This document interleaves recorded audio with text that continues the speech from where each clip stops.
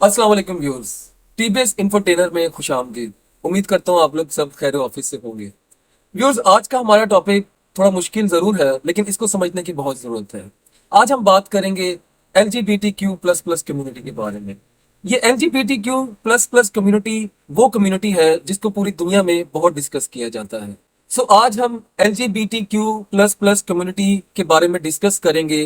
LGBTQ असल में है क्या, इसको समझने के लिए आपको ये समझना बहुत जरूरी है कि LGBTQ का मतलब क्या है। ये 6 कैटेगरी सबको मिलाया गया है आपस में। इन 6 कैटेगरीज को मिलाकर LGBTQ नाम रखा गया है इस कम्युनिटी का।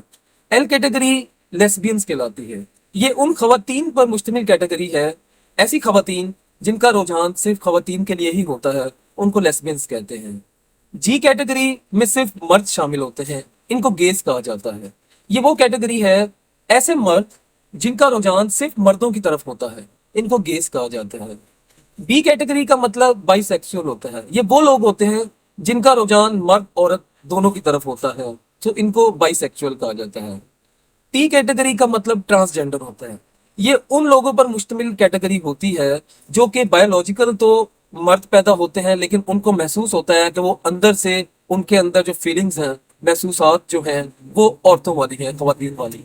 या ऐसी खवातीन होती हैं ट्रांसजेंडर कैटेगरी में जो कि अपने आप को बायोलॉजिकल तो वो खवातीन ही कहलाती हैं, होती भी हैं, लेकिन उनको अपने अंदर मर्दों वाली खसूसियात फील होती हैं, सो वो ट्रांसजेंडर कहलाती हैं। क्यू कैटेगरी का मतलब क्वेश्चनिंग होता है या क्वीर होता है। सो ये वो कंफ्यूज लोग होते हैं जो कि अभी अपने आप को जानने की कोशिश कर रहे होते हैं कि आया वो पैदा तो मर्द हुए हैं, लेकिन उनके अंदर एक औरत की खसूसियात तो नहीं है या उनकी महसूसात तो नहीं है। सो ये वो कंफ्यूज लोगों पर मुश्तमिल ये कैटेगरी होती है जिसको क्यू कहते हैं। सो LGBTQ प्लस प्लस, जो प्लस प्लस इसमें साइन ऐड किए जाते हैं, इनमें डिफरेंट कंफ्यूज लोगों को आप बीच में ऐड कर सकते हैं कि वो कंफ्यूज लोगों पर मुश्तमिल लोग होते हैं जिनको कंफ्यूजन होती है कि वो आखिर हैं क्या, वो बायोलॉजिकल क्या है, उनके अंदर क्या सोच पाई जाती है। सो ये इस तरह LGBTQ ये एक कम्युनिटी है जिसके अंदर ये सारी कैटेगरीज को मर्ज किया गया है और इस तरह ये कम्युनिटी बनी है। LGBTQ के बैकग्राउंड के हवाले से बात करने से पहले मैं आपको ये बताऊं, ये 6 वर्ड्स LGBTQ, ये 6 कैटेगरियों को अगर एक लफ्ज के अंदर अगर हम लेकर आए तो इसको होमोसेक्सुअलिटी कहा जाता है। सो होमोसेक्सुअलिटी बहुत कदीम दौर से इसका जिक्र चलता आ रहा है।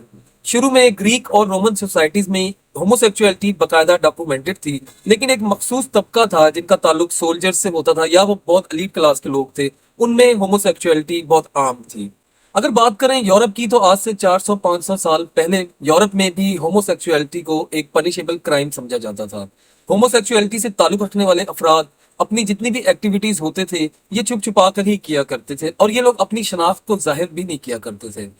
90s के दौर में तकरीबन 1800 में अमेरिकन और यूरोपियंस, कुछ स्कॉलर्स और मेडिसिन डॉक्टर्स जो थे, इन्होंने होमोसेक्सुअलिटी को as a illness, as a बीमारी, इस पर स्टडी करना शुरू की और 19वीं सदी के आगाज तक होमोसेक्सुअलिटी को एक बीमारी और एक मेंटल इलनेस, एक क्राइम, ये डिक्लेयर कर दिया गया। सो तकरीबन 400-500 सालों में और 1900 के आगाज तक होमोसेक्सुअलिटी एक मेंटल इलनेस और एक बीमारी ही डिक्लेयर की गई थी और इसको बीमारी ही समझा जाता था और बकायदा इसको क्राइम भी समझा जाता था और इसको सजा भी दी जाती थी इन पे। सो ये लोग होमोसेक्सुअलिटी से ताल्लुक रखने वाले अफराद अपनी शनाख्त छुपाकर यूरोप और अमेरिका में रहा करते थे।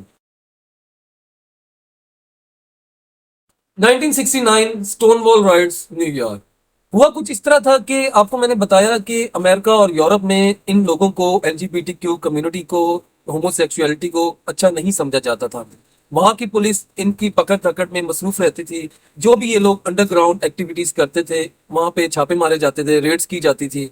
सो इनके खिलाफ LGBTQ कम्युनिटी ने एहतजाज करना शुरू कर दिया और वो एहतजाज फिर मॉडर्न LGBTQ राइट्स में तब्दील हो गया। सो यहाँ से LGBTQ या होमोसेक्सुअलिटी से जुड़े अफराद की एक मॉडर्न दौर में अपने राइट्स को प्रोटेक्ट करने की मूवमेंट का आगाज हुआ।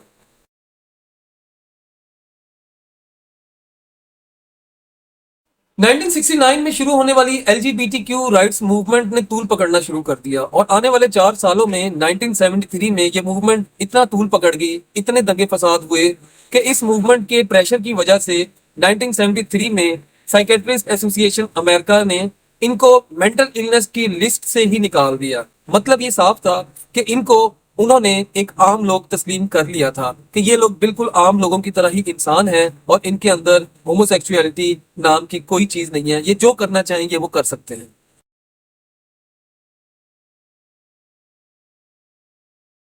पाकिस्तान में ट्रांसजेंडर कम्युनिटी को जो प्रॉपर एक्सेप्टेंस मिली, इनको ऑफिशियली रिकॉग्नाइज किया गया, ये 2009 में किया गया। सुप्रीम कोर्ट ने एक ऑर्डर किया जिसके तहत कहा गया कि ट्रांसजेंडर कम्युनिटी के भी बेसिक राइट्स होते हैं।